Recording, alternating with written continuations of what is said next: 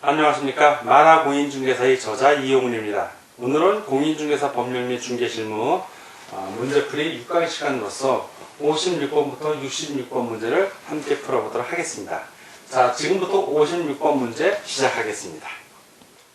56번 다음 중 무등록 개업 공인중개사, 비개업 공인중개사라고 해야 됩니다.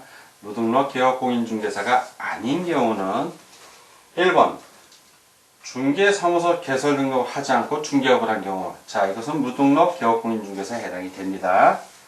2번 공인중개사인 개업공인중개사가 폐업 신고 후 중개업을 한 경우, 폐업을 했기 때문에 무등록 개업공인중개사가 맞습니다. 3번 개업공인중개사가 등록의 결격사유인 상태에서 중개업을 한 경우, 자, 이것은 등록의 결격사유인 상태에서 중개업을 했다고 해서 무등록 중개업자인 건 아닙니다. 등록의 결격 사유인 상태에서 등록관청이 등록 취소 처분을 했다면, 그리고 나서 중개업을 했다면 무등록 개업 공인중개사에 해당이 되지만, 등록 취소 처분이 내려지기 전에는 무등록이 아닙니다. 그래서 이것은 X. 4번 등록 취소 처분이 행해진 후 중개업을 한 경우, 이때는 무등록 개업 공인중개사가 맞습니다. 5번 중개사무소 개설 등록의 신청 후 등록 통지가 되기 전에 중개업을 한 경우, 역시 이 경우도 무등록 개업공인중개사에 해당이 됩니다. 다 오고 하나만 X. 그래서 56번은 3번이 정답이 되겠습니다. 다음 문제를 보겠습니다. 57번 다음은 무등록 개업공인중개사, 즉 비개업공인중개사 관련된 사항이다. 틀린 것은 이 무등록 개업 공인중개사는 3년 이하의 징역 또는 2천만 원 이하의 벌금에 처해진다. 맞습니다.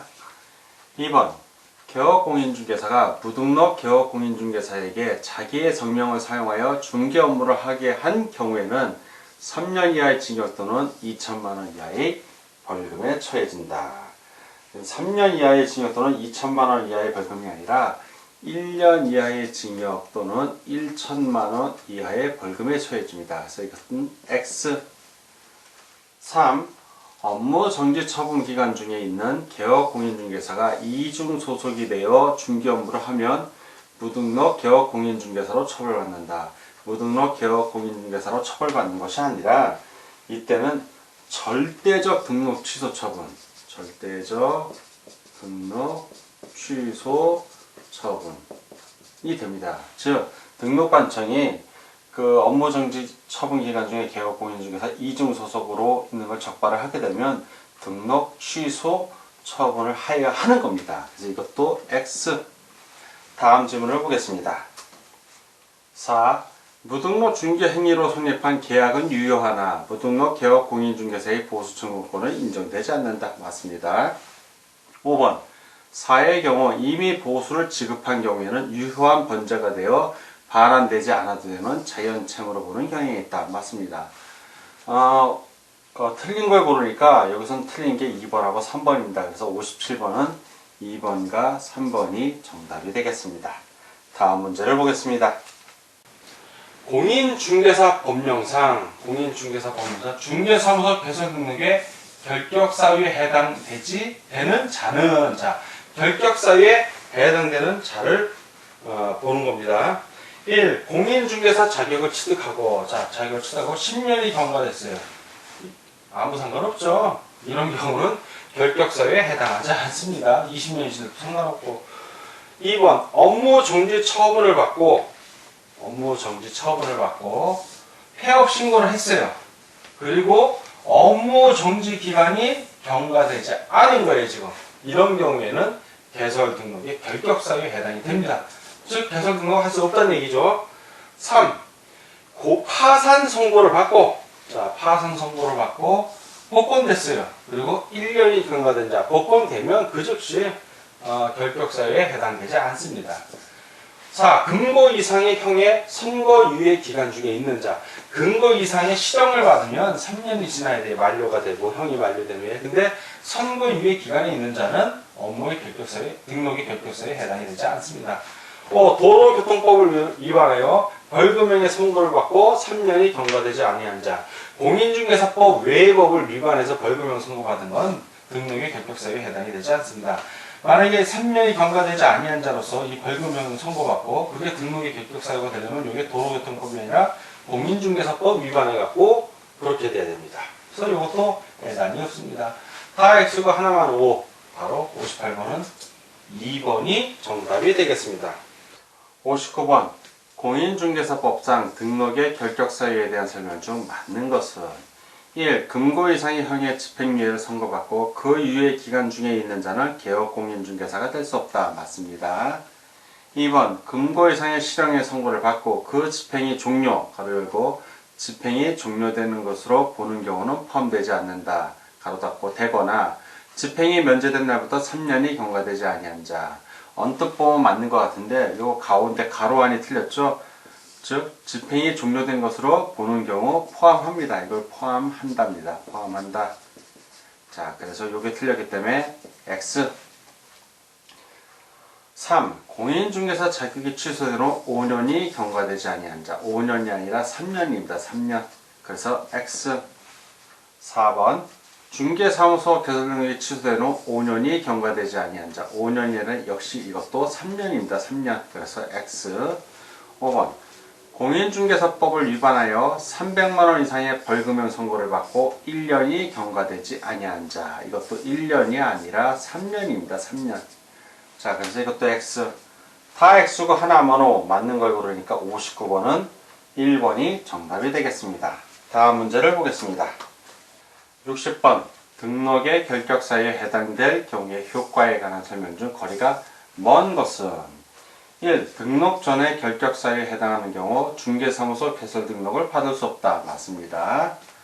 2번 등록 전에 중개법인의 사원 또는 임원으로 선임자 등 1인이라도 결격사유에 해당되면 당해법인은 중개법인으로의 중개사무소 개설 등록을 받을 수 없다.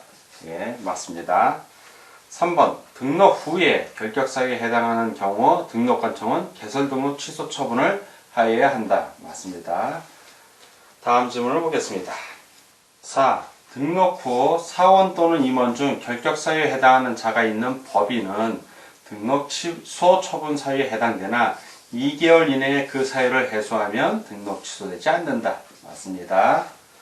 5번 개업공인중개사의 고용인이 결격사유에 해당된 때에는 당해 고용인만 중개업에 종사하지 못할 뿐만 아니라 그를 고용한 개업공인중개사도 결격사유로 된다. 예, 여기서 고용인은 결격사유에 해당되면 고용인은 중개업에 종사하지 못하는 건 맞습니다. 그런데 그를 고용한 개업공인중개사도 결격사유에 해당한 사유로 된다는데 이게 틀렸습니다. 그를 고용한 개업공인중개사의 결격사유로 되지는 않습니다. X. 다 오고 하나만 X, 거리가 먼 것을 고르니까 60번은 5번이 정답이 되겠습니다. 다음 문제를 보겠습니다. 61번 공인중개사법상 중개사무소에 개설 등록을 할 수 있는 자만으로 묶인 것은, 그러니까 등록의 결격 사유에 해당하지 않는 자를 고르라는 얘기입니다. 기업, 혼인을 한 미성년자, 미성년자는 등록의 결격 사유니까 X로 표시하겠습니다. 두 번째, 법정 대리인의 동의를 얻은 피한정 후견인, 역시 피한정 후견인도 등록의 결격 사유에 해당합니다. X. 디귿, 파산 선고를 받고 법원으로부터 복권이 됐어요. 그 경우에는 개설 등록할 수 있습니다. 뭐 1년이 경과하든 2년이 경과하든 해당이 되고요. 개설 등록할 수 있습니다. 릴, 공인중개사법 위반으로 300만원 이상의 벌금형을 선고받고 1년이 경과한 자. 개설 등록하려면 3년이 경과해야 돼요. 3년이 넘어야 되죠. 그래서 그것도 X. 미음, 변호사법 위반으로 벌금형에 선고받은 자가 사원으로 있는 법인. 자, 이거는 공인중개사법 위반으로 300만원이어야 되는데 변호사법 위반이니까 더더구나 해당이 안 되죠. X. 그러니까 이 경우에는 등록의 결격 사유에 해당이 안 되니까 개설 등록을 할 수 있습니다. 이 경우 이 법인은 동글뱅이. 그래서 개설 등록을 할 수 있는 자만을 고르는 거니까 등록의 결격 사유에 해당되지 않는 자를 고르는 겁니다. 그래서 디귿하고 미음이 되겠죠. 디귿하고 미음이 있는 것이 4번이니까 61번은 4번이 답이 되겠습니다. 다음 문제를 보겠습니다. 등록의 결격 사유에 대한 다음 설명 중 옳은 것은, 자, 등록의 결격 사유로서 설명 중에 옳은 걸 고르는 문제입니다. 1. 미성년자가 혼인을 하거나 법정 대리인의 동의를 얻으면 중개업에 종사할 수 있다 없다. 미성년자만 보면 돼. 미성년자는 중개업에 등록할 수 없다. 결격 사유. 자, 없답니다. 이 결격 사유에 해당하더라도 응시 자격을 갖춘 경우 공인중개사 자격시험에 응시할 수 있다. 예, 미성년자인 경우라 하더라도 미성년자 시험 볼 수 있습니다. 내가 응시할 수 있다. 맞는 질문입니다. 3. 파산 선고를 받고 복권대로 3년이 경과해야 중개업에 종사할 수 있다. 복권되면 바로 중개업에 종사할 수 있습니다. 파산 선고는. 자, 특별 사면을 받은 자는 특별 사면이라 즉시 결격 사유에서 벗어난다. 즉시가 아니라 3년이 지나야 됩니다. 특별 사면의 경우에는. 자, 요거 X고 요것도 X고. 일반 사면을 받은 자는 일반 사면일에 즉시 결격 사유에서 벗어납니다. 근데 3년 경과해야 된다고 했으니까 틀렸네요. 다 X고 하나만 O, 옳은 걸 고르니까 62번은 2번이 정답이 되겠습니다. 다음 63번 문제를 같이 보도록 하겠습니다. 63번. 등록의 결격 사유에 대한 다음 설명 중 옳지 않은 것은 1번. 징역 2년의 선고를 받고 만기 석방된 자는 그 석방일로부터 3년이 지나면 중개업에 종사할 수 있다. 맞습니다. 2번. 징역 2년의 선고를 받고 복역 중 1년의 잔형기, 남아있는 형기죠. 남기고 가석방된 자는 가석방일로부터 3년이 지나면 중개업에 종사할 수 있다. 틀렸죠? 가석방된 경우에는 남은 1년을 마치고 3년이니까 가석방일로부터는 지금 요거는 4년이 되는 겁니다. 그래서 이거는 X. 3번. 파산 선고를 받은 후 채무를 변제하여도 결격사유에 해당한다. 그렇죠. 법원으로부터 복권 선고를 받아야 됩니다. 맞습니다. 4. 공인중개사법 위반으로 300만원 벌금을 선고받은 경우 3년이 지나야 중개업에 종사할 수 있다. 맞습니다. 5번. 업무정지 처분을 받고 폐업 신고를 한 자로서 업무정지 기간이 경과되지 아니한 자는 등록의 결격사유에 해당한다. 맞습니다. 다 오고 하나만 X. 그래서 63번은 2번이 답이 되겠습니다. 다음 문제를 보겠습니다. 64번. 등록의 결격 사유에 관한 설명 중 옳은 것으로 묶은 것은 기억. 미성년자는 공인중개사 자격을 취득하여서도 등록의 결격 사유에 해당한다. 맞습니다. 니은 심신이 박약하거나 재산의 낭비로 자기나 가족의 생활을 궁박하게 할 염려가 있는 자는 결격 사유에 해당한다. 해당하지 않습니다. 단순히 염려가 있는 것 같고는 안 되고 피한정 후견이 개시 심판을 받아야만 결격 사유에 해당이 되는 것입니다. 그래서 X. 디귿 2015년 11월 1일 징역 1년 6월에 집행유예 3년을 선고받은 자는 2018년 11월 1일 이후에는 결격 사유에서 벗어난다. 단 유예가 실효되지 않음을 전제함. 즉 집행유예 3년 기간이 결격 사유 기간이고 집행유예 3년이 지나가면 괜찮습니다. 이게 3년으로 되어 있기 때문에 2015년 11월 1일부터 3년이 지난 2018년 11월 1일에는 결격 사유에서 벗어나는 건 맞습니다. 다음 질문을 보겠습니다. 리얼. 형법상 사기죄로 100만원의 벌금형을 선고받고 1년이 경과되지 아니한 자는 결격 사유에 해당한다. 해당하지 않습니다. 그 형법상 사기죄가 아니라 공인중개사법을 위반해서 300만원 이상의 벌금형을 선고받았을 때 그때 3년이 경과되지 아니하면 결격사유에 해당하지만 이 경우는 공인중개사법인 타 법으로 인해서 벌금형을 선고받았기 때문에 결격사유에 해당하지 않습니다. X. 미음. 공인중개사 법령에 의하여 2015년 5월 15일 중개사무소 개설등록 취소를 당한 자는 2018년 5월 15일 이후에는 결격사유에서 벗어난다. 예, 맞습니다. 3년이 지났기 때문에 벗어나는 건 맞습니다. 자, 옳은 것으로 묶였으니까 기역, 디귿, 미음이 해당되는 지문 번호를 찾으면 됩니다. 바로 기역, 디귿, 미음 3번이므로 64번은 3번이 정답이 되겠습니다. 다음 문제를 보겠습니다.